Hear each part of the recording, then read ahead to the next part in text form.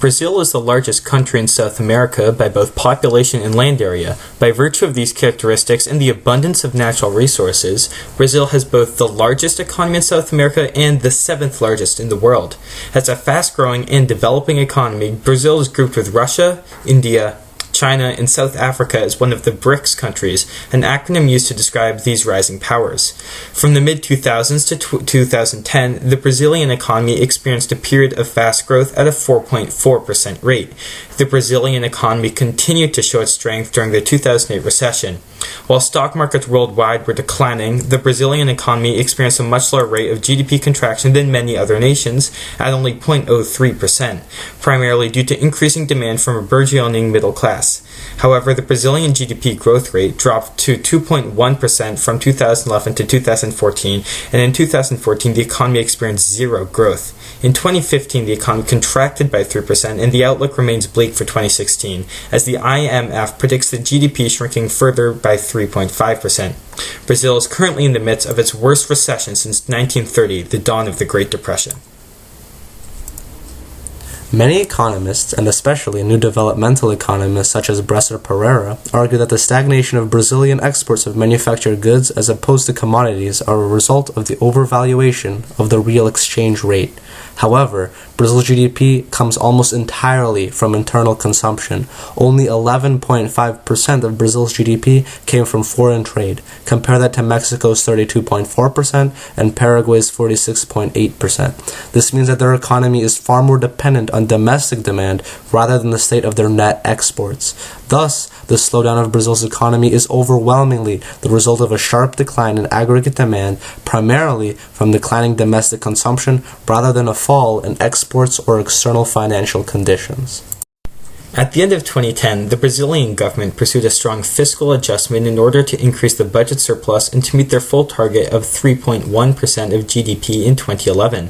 Another sign of this contractionary commitment was the decision, after years of high increases, not to raise the real minimum wage at all in 2011, something that had not occurred in Brazil since 1994.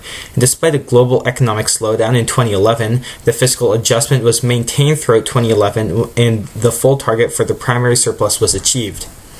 This rapid increase in Brazil's primary surplus was only possible because of a strong reduction in the growth of public spending. In 2011, public investment, both of the central government and the state-owned companies, fell dramatically by 17.9% and 7.8% in real terms, respectively. The government's contractionary policies led to a pronounced decline in private investment as well, so that total investment, the sum of that of the public and the private, fell sharply. After growing at an average annual rate of 8% between 2004 and 2010, peaking at 18% in 2010, gross fixed capital formation over 2011 through 2014 grew by just 1.8% annually. Gross fixed capital formation is the improvement of capital goods such as land, infrastructure, and education. This decrease in the primary factor of aggregate demand shifted the graph as shown, also lowering the production and output of the economy. Thus, it was the strong reduction in investment growth, not a process of deindustrialization related to the real exchange rate as many claim, that explains the slowdown in industrial production since 2011. The result is that the government's efforts to encourage the private sector to lead economic growth through contractionary macroeconomic policies, tax cuts, and public-private partnerships had the opposite result, instead stagnating the economy. The drop in world trade in general, and in trade in manufactured goods in particular, fully explains the slowdown in Brazilian export growth from 2011 to 2014, as shown here by the parallel of world and Brazilian exports. The fall in Brazilian GDP growth in 2011 to 2014, as seen here, was too large to be explained only by the fall in the growth of exports. This indicates that the most important causes for the recent slowdown of the Brazilian economy are internal, not external. The Brazilian economy has been officially in recession since the end of 2014. The unemployment rate has officially reached 9% in 2015. In an attempt to combat the slowdown, the government has hiked up fuel prices and other taxes, fueling the depreciation of the Brazilian real, which has approached its lowest value relative to the dollar in 12 years. The inflation rate is now at 10% higher than nearly every other country in the hemisphere. This, combined with other effects of slowing growth, has spurred Fitch, as well as other credit agencies, to downgrade Brazil's credit rating. Skyrocketing inflation will also disincentivize investment in the economy, furthering the economic spiral of the status quo. These issues have placed the Brazilian government in a dilemma. The current economic stagflation problematizes solutions to fix the economy, as action on one issue would exacerbate the others. This year, Brazil's economy will shrink for the second consecutive year, worsening the already weak economic conditions of the country.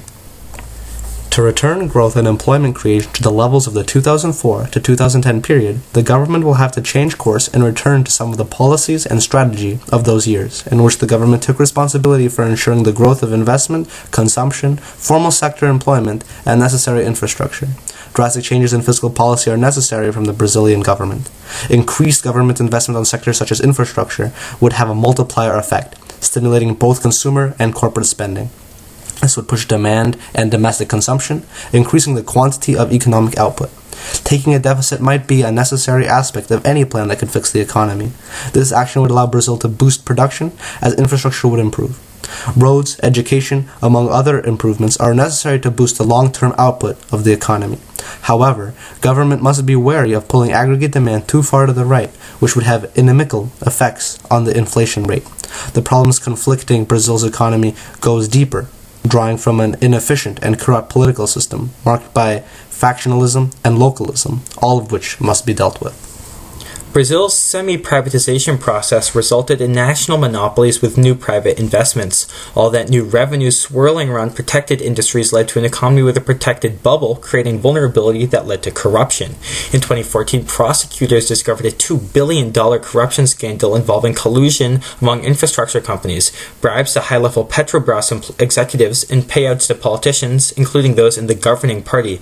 This scandal has decked the credibility of the ruling Workers' Party, PT Party, of Dilma Rousseff, the left-leaning president. Attempting to further new fiscal policy legislation through Congress in revolt will be a difficult task and could prevent the actions necessary to revitalize a sinking economy. Additionally, Brazil is shackled by its obligations as a member of Mercosur, the customs union it formed along with Argentina, Uruguay, and Paraguay in 1991. As a member of Mercosur, Brazil must negotiate free trade agreements as a bloc with the other members and maintain a common external tariff and a single internal tariff. Mercosur's purpose was to consolidate individual economies into a larger European Union-like bloc that would help Brazil expand its manufacturing base in a protected but larger market. In reality, the common internal tariff has not been more honored, with disputes over tariff and non-tariff manipulation a regular occurrence among the Southern Cone neighbors. While the economic crisis and policy discrepancies have weakened the economic potential of Mercosur, Brazil's membership in the flailing customs union precluded and continues to prevent it from negotiating individual agreements with more vibrant economies, thus stymieing Brazilian exports. Brazil's economy will be hindered until they remove the barriers that prevent economic recovery. Politically, the corruption of the government-controlled industry prevent correct measures from being taken to restore economic output to prosperous levels. The fragmentation of the far-left political system means that any policy is extremely vulnerable to corruption and will lead to ineffective policy. Additionally, Mercosur prevents Brazil from increasing international trade and gaining economic independency. Although action should be taken to increase government spending, the realities of the political situation and the presence of binding multilateral agreements may prevent this from happening.